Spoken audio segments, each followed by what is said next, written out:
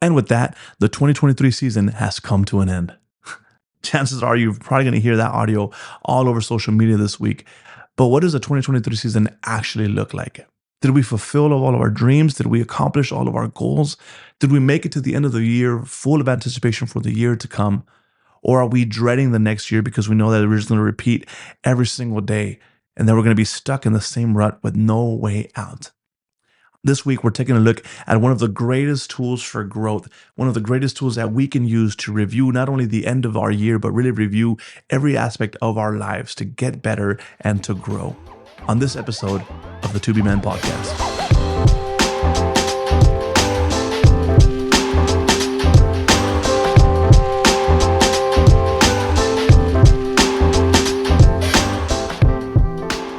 Hey, what's up, everybody? Welcome back to the To Be Man podcast.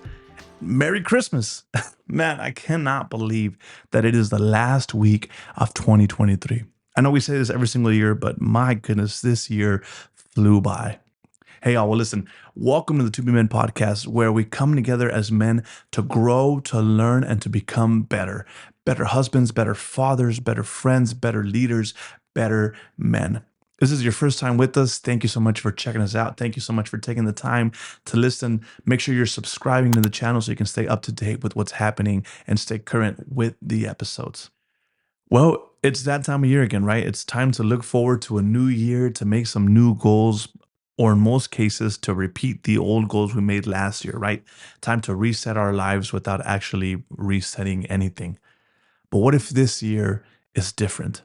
What if this year, instead of just repeating the same lines, instead of making the same goals, instead of living the same life day in and day out, what if this year we actually made a difference?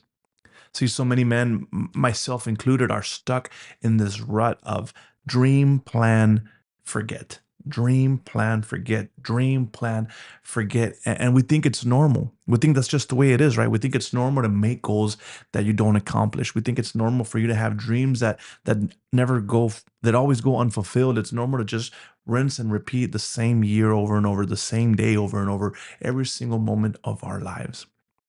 Man, I gotta be honest with you guys, if that's normal, I don't want it. I don't want to look to the future with the same goals I had last year. I don't want to go into it with the same mindset I had last year. I don't want to go into 2024 with the expectation that it'll be just like 2023. I want to go into next year fully equipped and empowered to make a difference in my community, in my family, and have it truly be one of the best years ever. But for that to happen, I need to know how to make this year different. I need to understand, how do I make 2024 different than 2023? And to do that, I realize we need to look back before we look forward. We need to look back on 2023 before we look forward to 2024. On this week's episode, I want to take a look at one of the greatest tools for growth that I have ever encountered. It's a tool that I learned about and I use in my time during the military. And really, it was mainly used for meetings and for, death by PowerPoint. But it's actually a tool that I've been using for many different aspects of my life. And it's one that I want to use today. Today, I want to use this tool to take a look at 2023 and see what can I learn from this year to make this next year even better. So what's this awesome tool, right? What's this miracle tool? Well, stick around and I'll tell you. I'm just kidding. It's the AAR. It's the After Action Review, AAR. The AAR is such a simple but powerful tool that does exactly what it says. It reviews after action. It reviews things that happen after action. Most of the time, we use the AAR, after training exercises, after missions or similar events, but you and I get to use it in whatever way we want. One of those ways being reviewing this past year in preparation for this upcoming year. The AAR is comprised of five different phases, five different facets, five different questions that help us learn from what we do. And so today I want to go over those five questions, and I'll lay them out to you real quick right now. Question number one is, what was supposed to happen? Question number two is, what actually happened? Question number three is, what went wrong? Question number four is, what went right? And finally, question number five is, what will you do differently? These five questions can lead to so much more insight and growth in everything that we do if we just take the time to review our actions and learn from them. And so, as we look into the new year, let's review this passing year and see what we can grow in and what we can learn from 2023.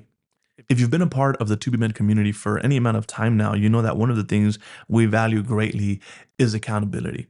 And so, with that in mind, I'm actually going to do my own personal 2023 AAR with you guys on this episode. And so, we're all going to get a chance to look at my past year and see where I need to grow and what I need to improve in 2024. Y'all ready? Let's get to it. Number one, what was supposed to happen? What was supposed to happen? What did I want to accomplish in 2023? For each of you, obviously, this will be different goals, different tasks, different dreams. Maybe you had a physical goal or an emotional one, or maybe your what was supposed to happen was actually one big event that you were looking forward to in this year. But for me, it was prioritizing areas of my life and having goals that went along with those areas of my life. So, what was supposed to happen? What areas of my life did I want to prioritize? What goals did I have? Let's go back to 2023 and take a look. That's it, right? 5 areas of focus to have a better year and a better life: your spirit, your mind, your body, your finances, and your relationships. Cool. So you heard it. For me, my top priorities for 2023 were my spirit, my mind, my body, my finances, and my relationships. I'll tell you right now, not all of those areas got the attention that they should have and that they deserved. And not all of the goals that revolved around those areas were accomplished. But that's not what this is about, right? That's question number two. Question number one is identifying what was supposed to happen. In 2023, I was supposed to prioritize my mind, my body, my spirit, my relationships, my finances. A few of the goals that revolved around those priorities were, I wanted to weigh 240 pounds by the end of the year. I wanted to spend, at least 30 minutes a day with each one of my daughters of uninterrupted time. I wanted to read 30 books by the end of the year, and I wanted to record 2 podcast episodes per month. That's what was supposed to happen. As you review your year, take a look at what you had planned back in January. Take a look at what your ideal 2023 would have been. Don't look at what happened. Don't look at how I just look at what was ideal for you. What was supposed to happen? Right? Question number two, what actually happened? Here's where reality checks in, right? What actually happened? Out of my 5 priorities that I had in 2023, which ones did I actually prioritize? Out of all the goals that I had set for myself, which ones did I actually achieve? Right? We said accountability is important here at To Be Men, and well, here's me being accountable to you. I accomplished half. Actually, I accomplished less than half of the goals that I set for myself this year. I set I set 11 goals, all of those revolving around a certain priority in my life, and I only accomplished 5 of them. Now, my initial reaction could be to feel well defeated and like a failure and because I didn't accomplish everything that I had set out to do. But thanks to the AAR, instead of feeling like I failed, I get a chance to look back and see what I need to change and see what areas I need to focus more on in 2024. See, that's the whole purpose of this tool is to be able to look back at our failures and our successes and see what went well, what didn't, what do I need to do differently, what do I need to grow in for the next time I do this, whether it's the next year, the next meeting, the next project, whatever the next thing may be. And that's what's so great about the AAR. See, without a plan to review and learn, we either forget that we even had plans set out before us, or actually we accomplish our goals, but then we don't get a chance to celebrate when we do accomplish them because we forgot and we didn't review them, we didn't realize it was a goal, or we just see the failure because we didn't accomplish what we wanted to, and we see the failure as nothing more than defeat, and we surrender to the mundane life that we're living. But if we know anything here at To Be Men is that failure is not the end, defeat is not a total loss if we learn from it. And if we learn to adapt and evolve, failure is our greatest teacher. We just have to be willing students. So as I look back on what actually happened this year, I'm now making shifts in my planning and in my preparation for next year. And I'm realizing which areas of my life are doing well and which areas of my life aren't doing so great. Right now, really, if I'm honest with you guys, my mind, my relationships, they're doing better than my finances and my body. And so it's time for me to learn and adapt and be better in 2024. Again, thanks to the AAR, I get a chance to look back and review what went well, what didn't, and shift and adapt for 2024. So, question number one, what was supposed to happen? Question number two, what actually happened? Question number three, what went wrong? Sometimes there's nothing, right? Sometimes there's nothing went wrong, everything went great, and you can just move on to question number four. But that's rare. That doesn't usually happen. So what happened, right? What caused the difference between my supposed to and my actually? Where's that loss? What caused the difference between what was supposed to happen and what actually happened? This can be sometimes the hardest question of this process, the hardest part of the whole process, the hardest question to answer, mainly because we have a tendency to blame everything but ourselves. We have a tendency to blame our circumstances, our surroundings, the people, everything but ourselves. For me, again, being transparent, it'd be super easy to blame the goals I didn't reach, the areas of my life that I didn't prioritize on failed relationships. It'd be easy to blame the falling out of a crucial and impactful relationship that I had in my life, right? I could blame the difference in my dreams and my reality on me moving my family across the country, right? Or starting all over in a new home and a new job. I could say that, my family went from a two-income household with one kid to a one-income household with two kids. And so that changed everything. And so that's the reason I didn't accomplish my goals. But the reality is that none of those things should have stopped me from achieving my goals. Of course, they all had an impact in my life, right? Of course, they changed the trajectory of my life, and quite frankly, most of them for the better. But at the end of the day, it's not what happens that matters. It's how you respond that truly counts. Now, look, don't get me wrong. I'm not minimizing the impact that life can have on us. I know there are certain circumstances that really do take us out of the fight, at least for a season. But one of the greatest values and strengths should be resiliency. As men, we need to learn to adapt and overcome whatever we may face in life. And listen, I know I sound like a broken record because I say this over and over and over again, but that's why it's so important to have a solid tribe. That's why it's so important to have a solid, firm foundation. See, no man is an island, and we all need a brother to call on in a time of need. We all need a 3 a.m. kind of brother, the guy that you call at 3 a.m. and he's already getting ready to come and see what's going on. And more than that, we need to realize that there is no better friend and no better foundation than Jesus. Listen, you guys know how highly I value my faith and how important it is to my life. And so it would be a disservice if I did a video about planning for the future if I didn't touch on that real quick. If you want to skip to the next question, go ahead. If you want to click off the video, go ahead. But if you're looking for a tribe, if you're looking for a 3 a.m. brother, if you're looking for a solid foundation, something that you can put your faith in, then I need you to stick around. I won't take too much of your time, but I need you to know how and why it's so important to trust in Jesus. Listen, the only reason that I can say things like, it doesn't matter what happens to you, what matters is how you respond. And no matter how many curveballs and how many times you fall, you can get back up. The only reason I can say those things and truly mean them is because I have a solid foundation and a solid trust in Jesus Christ. He is my 3 a.m. friend. He is the one I call on. He is the one I rely on when I faced miscarriages through my family, when I faced betrayal by my friends, when I faced the hardest things I could have faced in my entire life. He was there and he held my hand through it and he sustained me and he made sure that I got through it. See, because my future isn't my future, it's in his hands. He knows the plans he has for me. And so, why would I not confide in him and trust in him when I'm planning for 2024, 2025, when I'm planning for any sort of future? He is always at the center of it. He's in control of my life. And so, I know that I can trust him. I can count on him to show up when I need him. So, when things go wrong, get yourself a 3 a.m. friend. Question number four: what went right? Question number four: what went right? So if I didn't accomplish half of the goals in 2023, that means that I did accomplish the other half, right? So glass half full kind of situation right here. Listen, it's so important for us to take time to celebrate our wins and not just celebrate, but register why they were wins in the first place. Look, just because failure is the best teacher doesn't mean success is a bad one. Success can be just as good of a teacher as failure if we understand why we succeeded. What did we do right? Why did this routine work when this didn't? Why was this so easy for us? Why do we feel gifted and called in this area and not in this? What caused us to succeed?